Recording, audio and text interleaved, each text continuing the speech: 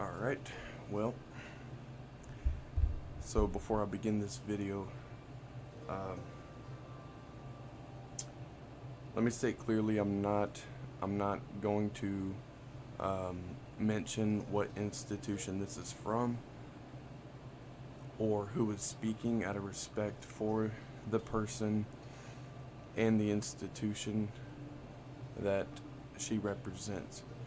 With that said, as an analytical thinker, I need to point out some things with what academia calls evidence for biological evolution. Theory. We can point to several lines of evidence to support Darwin's big idea. We could, first of all, take a look at the fossil record and note different... Okay, so I'm going to be pausing a lot. Okay, so first off, you cannot prove a theory with other theories that have yet to be proven. That's the whole point. There is a definition of something that is solid and proven. That word is called a law. There's a reason why there's a difference between laws and theories. So first off, this whole millions of year thing is still a theory. Keep that in the back of your mind. Second of all, notice academia will never acknowledge the worldwide flood, even though every single ancient civilization does, and so does the Bible. Okay? Now, with the layers of sediment,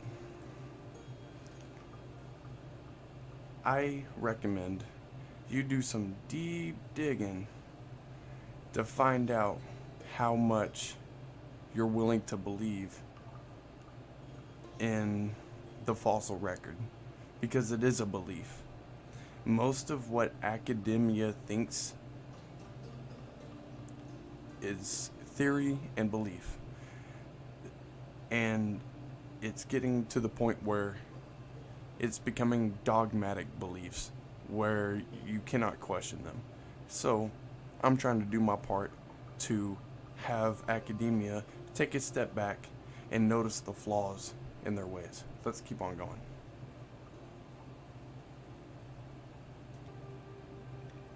Also, something to think about rationally is the fact that we go from a jump of 2 million years from this present time to a jump of 98 million years. These numbers are often very ridiculous, and there's no evidence to back these wild numbers, and that can be said for many, many different areas of science. Differences or similarities in bone structure within preserved specimens. We could pull evidence from comparative anatomy, and in this case what we would look at is a homology. So, this is what they're claiming as evidence. Bones seem to look alike often. Evolution. It doesn't work like that. These are the same people that will tell you correlation is not causation. Excuse me. It's absurdity. It's absurdity.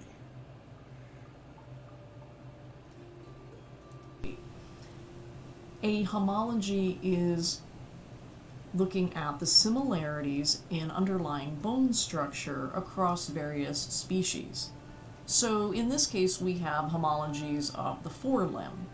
So if we compare the forelimb of a turtle, a dolphin, a human, a horse, a bat, and a chicken, we can see that even though these species use their limbs in very different ways, they have similar underlying bone structures. I wonder why that is. Me personally am not truly wondering. I'm being sarcastic, if you cannot tell. If you think there was if you believe there's an ultimate creator, does it not make sense that maybe some things would be a little bit similar? You know, think rationally about these things. They're trying to pull one on you. Every single college student, every student, from grade school to doctorate level,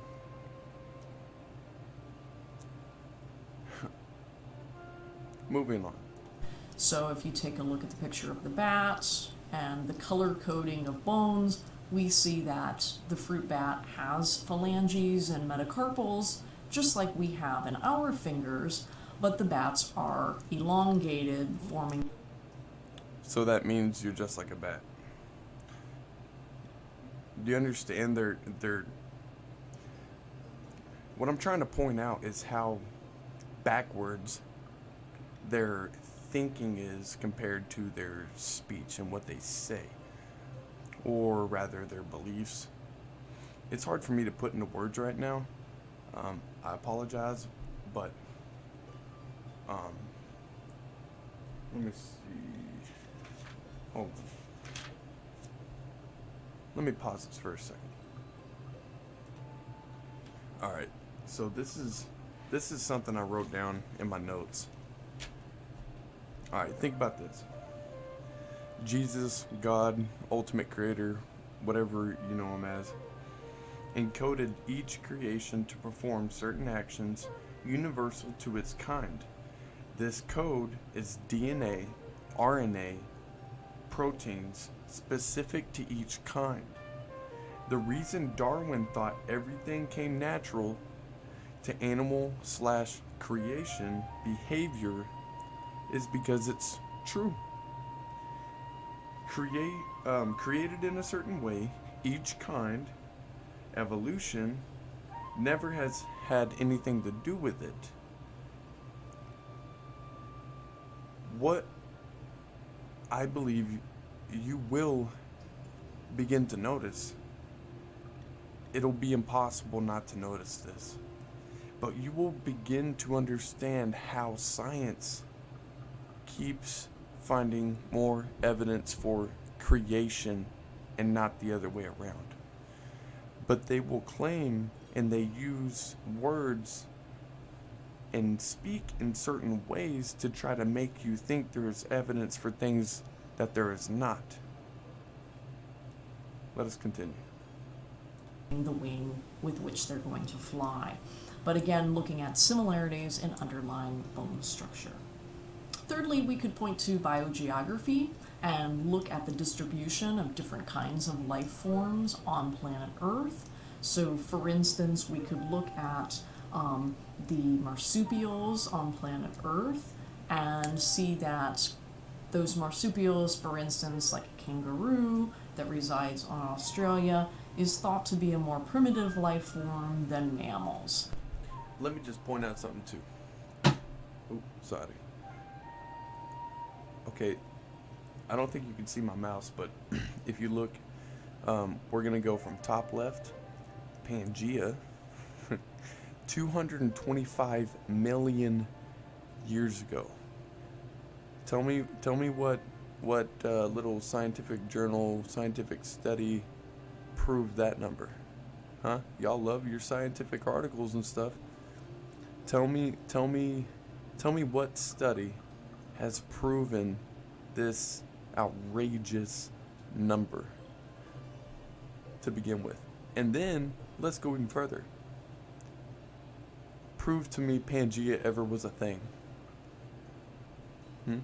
That ought to be fun. Then we go over to the right, Triassic. 200 million years ago. Same question. Show me where the evidence is that proves that. Show me what study, show me what you did to prove that outrageous number. Okay? Down to the left, Jurassic. 150 million years ago. Again, prove it. How did you prove it, if you did? Show me the evidence. What? Oh, right, because there is none. Get the hell out of here. Cretaceous, 65 million years ago. Oh, and then look, boom, you jump to present day. You see how absurd that is? Or are you beginning to see what I see? You know, maybe even a little bit? You know, wake up. Come on, use your sense, folks. It's absurdity. It's outrageous. They're dogmatic beliefs. You know? That's what academia has turned into. And it's really sad. Let's keep on going. And if we look across the course of millions of years, the theory of Oh, of course.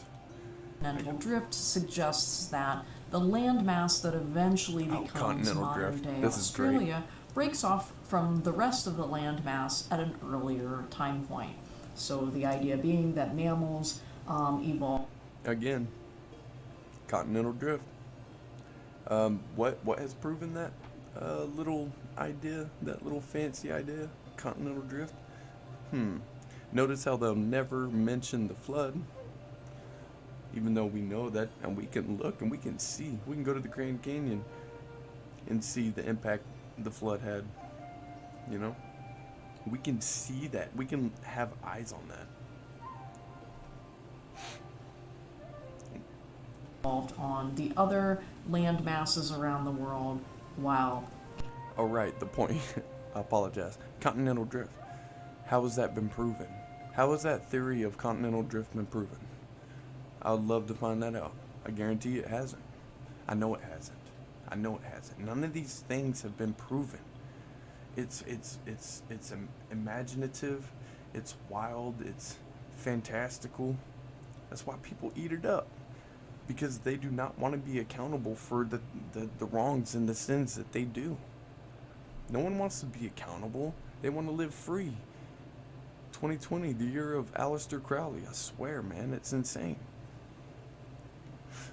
I'm probably way beyond a lot of y'all's heads. But that's okay. Y'all will get there.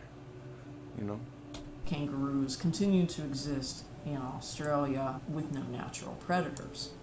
Now, continental drift does not happen like this. We don't wake up one morning and the island is floating away. Come on, Rex, jump, hurry, hurry, before the island floats away. Continental drift does not happen like this. It's a slow and gradual process. Again, How does she know that? How does she know that? What has proven that to her? You know? It's like they're sold out. That's a video for another day. over the course of millions of years. Another line of evidence is This one is great. See, they're calling this evidence. Correlation is not causation. They'll keep on repeating that, Anytime you come up with anything that kind of makes them question what they believe and suffer from cognitive dissonance for a moment, they will repeat and they will say correlation is not causation. But then they'll throw this shit up. You know, excuse my language. It's so asinine to me. It's so absurd. So comparing embryos to them is evidence. Single creator or Elohim, however you look at it. The Matrix has you. Think about the Matrix. I don't know, man. So many thoughts. But you can't. This is evidence of nothing. What is this evidence of? Think about this for a second. Evolution. They're saying one single organism evolved into different species, yet we have never seen any species evolved into a brand new species that has never been observed and will never be observed unless science creates one themselves, and they already have. They've already done that. That's already been a thing, you know. That's another video also, but it's so okay. I'm gonna try to explain why this is so backwards. Okay, so they're claiming since all these little embryos look somewhat alike, That's evidence. But then hold on. Why do all these same looking embryos turn into very different creatures? They're completely different species. That throws a wrench in the whole thing. But they're not going to talk about that. It's asinine.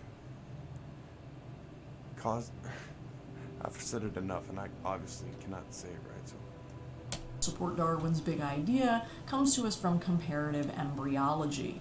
So if we were to take a look at early embryonic development across various species, we would notice remarkable physical similarities. So in this diagram, if we compare a fish, a salamander, a tortoise, a chicken, a pig, a cow, a rabbit, and a human, we can see that at the stage of the embryo, these species look remarkably similar.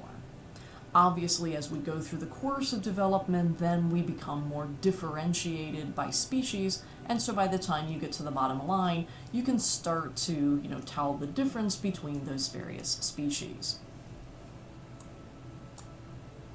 The last line of evidence to support Darwin comes to us. See, and this is hilarious. This is not evidence supporting Darwinism. This is evidence supporting intelligent design. How do they not see this? Honest to God, ask yourself that. How do these doctors, professors, not see this? The fact that DNA, RNA, and species-specific proteins, and all those combined, how they're assembled, how can they not tell that that is proof of intelligent design? And here's the kicker. When they finally come out and publicly see that, or acknowledge it, boom, here comes the aliens. Here comes the deception, the other deception. If you're not a Christian, you may get, you probably lost right there. You're probably like, what the hell are you talking about, right? But as a Christian, I believe the fallen angels are going to come in the form of aliens. If they do, and they will mock our Creator, Christ Jesus, and His Father, and they are going to say that they created us. And I'm willing to bet you, they will say that they took a monkey, or they took some type of animal, and they altered its DNA to create mankind, and that they are our gods. And then I'm willing to claim that they will go beyond that. They will claim authorship of the Bible and of all religious texts and combine them. If you think this is crazy, I'm not the only one who thinks in these terms and can see these things. There are billions of people that see the things that I'm speaking right now. Moving on. Us from biochemistry and molecular biology. So if you think back to the DNA molecule that maybe you were traumatized by in some biology class back in high school or in college, you learned about the DNA molecule and the various base pairs A and T and G and C. Point being that life on planet Earth is all made of the same stuff. And so you might be asking, okay, well, what about behavior? I thought we were trying to explain why people do the things that they do. If we were to look at... Okay, so that was pretty much what I wanted to capture.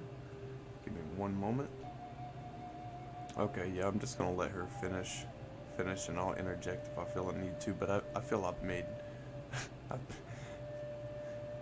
You'll never see life the same. People do the things that they do. If we were to look at instinctive behaviors, we want to think about things that are reflexive things that are unlearned, they're automatic, they're not consciously controlled. And Darwin saw that really there was no reason why instinctive behaviors were any different from physical traits and characteristics. That just like color or size or shape of various aspects of species would be subject to natural selection, so too would instinctive behavior.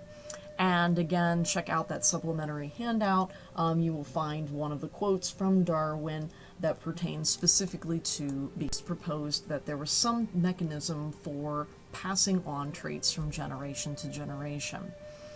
It's not until Gregor Mendel starts working with his peat plants that we start to uncover the underlying genetics. So somewhere, again, in a biology class along... Yeah, I remember now. She don't claim any more evidence necessarily. She just kind of starts to connect what the class is about. So I'm gonna cut it there, and yeah, this is gonna be, well, I feel like I should just explain that I ain't out here trying to make anybody mad with this video or with the videos that I do make, but you know, a line has to be, how do I say, at some point we as a civilization have to put our foot down and say enough is enough, man. Like, and I'm talking about the entire world, and it sucks because there's a lot of nations that are under tyrannical leadership and things, but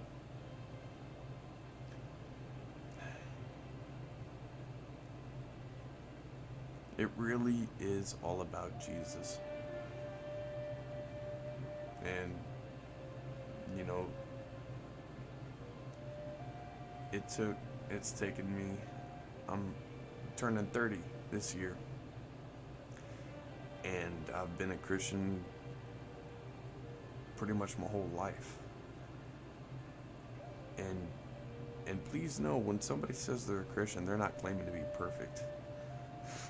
It's actually quite the opposite. You acknowledge that you are not perfect. And if you've heard me, if you've listened to me this far, you you might start, how do I say it? Well, you may start seeing things differently, and I hope, but like all the research, I've gone down some crazy paths. I used to be fascinated with aliens and all that stuff, man. But the knowledge and truth is out there. You just gotta finally decide that you want to know, you know? And even, like, don't be scared of secret societies and all that stuff either, man. A lot of that is, it's like fear porn. And they want to make you think that they have all these answers. But it's hilarious because all the knowledge that they claim to know, it's all out there. It's all out there, and you can learn it, you can find it. It's in various books, symbols, other things, but it really is all about Jesus. And I hope to God that, I don't know. I'm trying to understand too. Hey, thank you for checking out this video. Bye.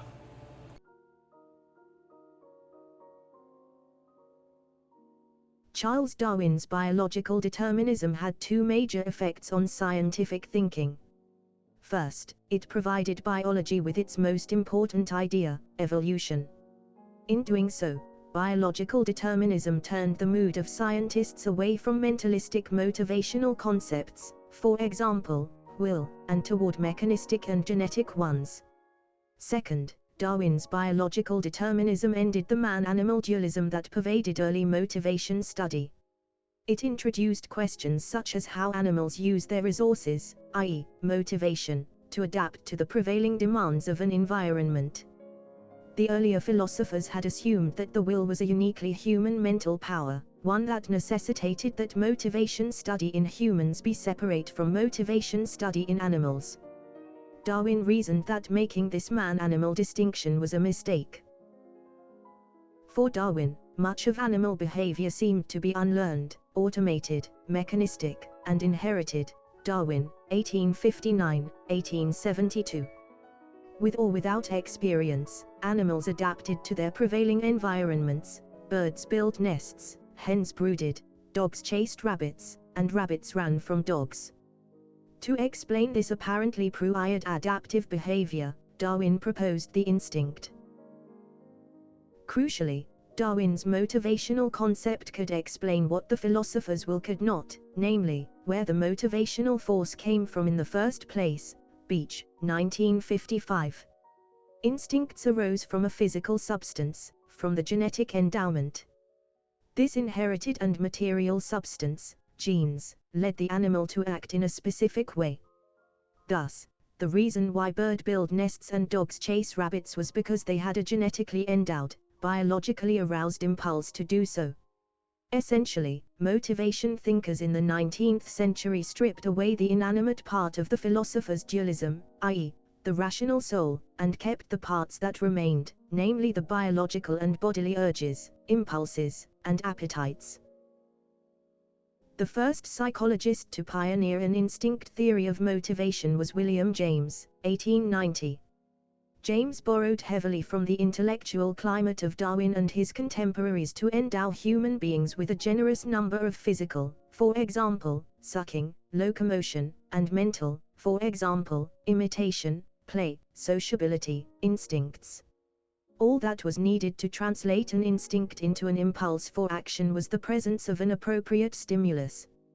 Cats chase mice, run from dogs, and flee from fire simply because they biologically must, i.e., because a mouse brings out the cat's instinct to chase, a dog brings out the instinct to flee, and the fire's flames bring out the instinct for self-preservation. The sight of a mouse, or dog or fire, rather mechanically and automatically activated in the cat a complex set of inherited, biologically endowed reflexes that generated impulses to purposive action, for example, chasing, running. Psychology's affection for, and commitment to, its second grand theory of motivation grew rapidly. A generation later McDougall, 1908-1926, proposed an instinct theory that featured instincts to explore, to fight, to mother offspring, and so on. McDougall regarded instincts as irrational, impulsive, and automatic motivational forces that oriented the person toward one particular goal. It was the instinct that determines its possessor to perceive, and to pay attention to, objects of a certain class, to experience an emotional excitement of a particular quality upon perceiving such an object, and to act in regard to it in a particular manner, or, at least, to experience an impulse to such action. McDougall, 1908, p. 30. Thus, instincts biased perception, generated emotionality, and elicited purposive behavior toward inherently desired goals. In many respects, McDougall's instinct doctrine paralleled James's ideas. The greatest difference between the two was McDougall's rather extreme assertion that without instincts human beings would initiate no action. Without these prime movers human beings would be inert lumps, bodies without any impulses to action. In other words, all of human motivation owed its origin to a collection of genetically endowed instincts, i.e., a grand theory of motivation. Once researchers embraced the instinct as a grand theory of motivation, the next task became identifying how many instincts human beings possessed. Things quickly went out of control. The instinct doctrine became hopelessly speculative as different lists of instincts grew to include over 6,000. Bernard, 1924, Dunlap, 1919. In the practice of compiling lists of instincts, intellectual promiscuity reigned. If he goes with his fellows, it is the herd instinct which activates him. If he walks alone, it is the antisocial instinct. If he twiddles his thumbs, it is the thumb-twiddling instinct. If he does not twiddle his thumbs, it is the thumb-not-twiddling instinct. Holt, 1931, p. 428. The problem here is the tendency to confuse naming with explaining. Notice how the following sentence invokes, names, a motivational entity yet fails to actually explain the why underlying the observed behavior. People are aggressive because they have an instinct to fight. This sentence sounds like an explanation when it is in fact vacuous. In addition, the logic underlying instinct theory was exposed as circular. Q. 1921, Tolman, 1923. A circular explanation is one that attempts to explain an observation in terms of itself. Consider the aforementioned explanation of how the instinct to fight motivates acts of aggression. The only evidence that people possess an instinct to fight is that they sometimes behave aggressively. For the theorist, this is the worst kind of circularity. The cause explains the behavior, instinct behavior, yet the behavior is used as evidence for its cause, behavior instinct. What is lacking here is some independent way to determine if the instinct really exists. The key to escaping this circularity is to make new predictions, such as the following: if two very similar animals, i.e., animals that share the same instincts, were raised with different life experiences, then their instincts should lead them toward similar behaviors, despite their dissimilar personal histories. When researchers performed such experiments on the mothering instinct in rats, Birch, 1956, and the handedness, right or left-handed, instinct in humans, Watson, 1924, the rats and humans acted in ways that reflected their unique life experiences, not their shared instincts. Psychology's affair with instinct theory began with wholehearted acceptance but ended with sweeping denial. 1. Just as psychology previously abandoned the will, it next abandoned the instinct. Once again, psychology found itself in search of a substitute motivational concept to explain behavior's energetic and purposive nature.